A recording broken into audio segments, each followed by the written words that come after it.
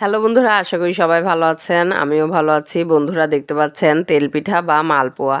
Normal তেলপিঠা চেয়ে এই তেলপিঠাগুলো একটু আলাদা এই জন্য যে এই তেলপিঠাতে আমি ছানা ব্যবহার করেছি। ছানা এবং অন্যান্য সকল উপকরণ দিয়ে খুব সুন্দর করে ব্যাটার তৈরি করে এই তেলপিঠাগুলো তৈরি করেছি।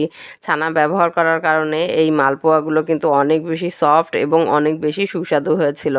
নর্মাল মালপোয়াকে যদি আপনারা একটু স্পেশাল এবং বেশি সুস্বাদু করতে চান তাহলে অবশ্যই ছানা ব্যবহার করে এবং আমার এই রেসিপি ফলো করে আপনারা বাসায় ট্রাই করতে পারেন। চলুন তাহলে দেখে নেই দারুণ সুস্বাদু এবং সফট নরম তুলতুলে এই মালপোয়াগুলো আমি কিভাবে করে বাড়িতে ছানা ব্যবহার করে তৈরি করেছি।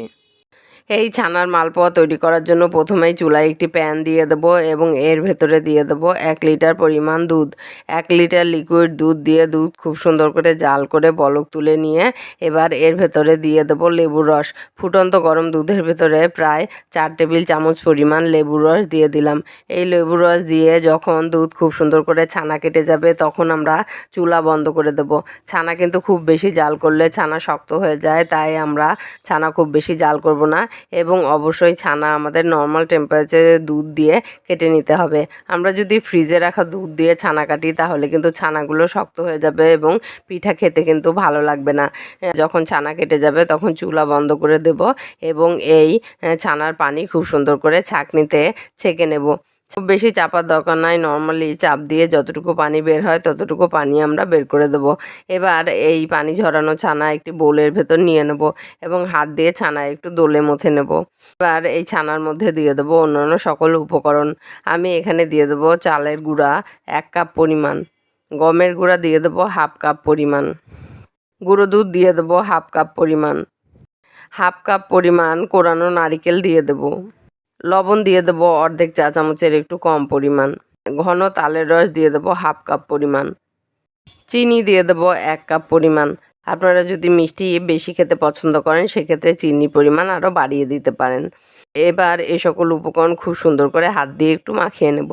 এভাবে করে সুন্দর করে হাত দিয়ে মাখিয়ে নিয়ে নেব পানি। আমি এখানে কুসুম গরম পানি 1 কাপ পরিমাণ নিয়েছি।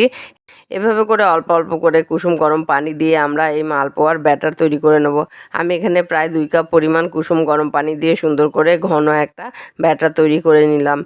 অনেকটা কেকের ব্যাটারের মতো ব্যাটার তৈরি করে নিলাম।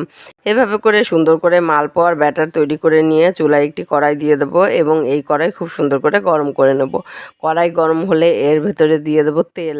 আমি এখানে প্রায় 1/2 লিটারের একটু কম পরিমাণ তেল দিয়ে দিলাম। এভাবে করে কড়াইয়ের ভেতর তেল দিয়ে তেল খুব সুন্দর করে গরম করে নেব। যখন তেল খুব সুন্দর করে গরম হয়ে যাবে তখন আমরা চুলার ফ্লেম একেবারে লো ফ্লেমে করে দেব। একেবারে লো ফ্লেমে আমরা তৈরি করে রাখা মালপোয়ার ব্যাটার থেকে 1/2 কাপ পরিমাণ ব্যাটার চামচ দিয়ে এভাবে করে দিয়ে দেব। এভাবে করে ব্যাটার দিয়ে একটু অপেক্ষা করলে আমরা দেখতে পাবো যে পিঠা উপরে ভেসে উঠেছে এবং ফুলে উঠেছে।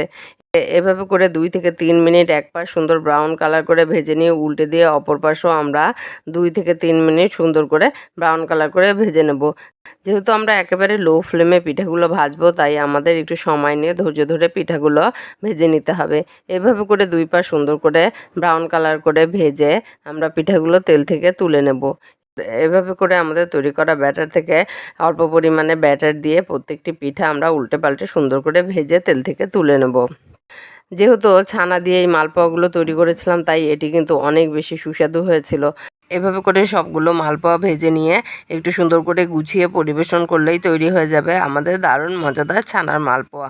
এই ছানার মালপোয়া অনেক তুলতুলে এবং অনেক সুস্বাদু। আশা করি রেসিপিটি আপনাদের ভালো লেগেছে এবং ভালো লাগলে অবশ্যই বাসায় ট্রাই করবেন এবং কেমন হলো তা কমেন্ট করে জানাবেন। ধন্যবাদ।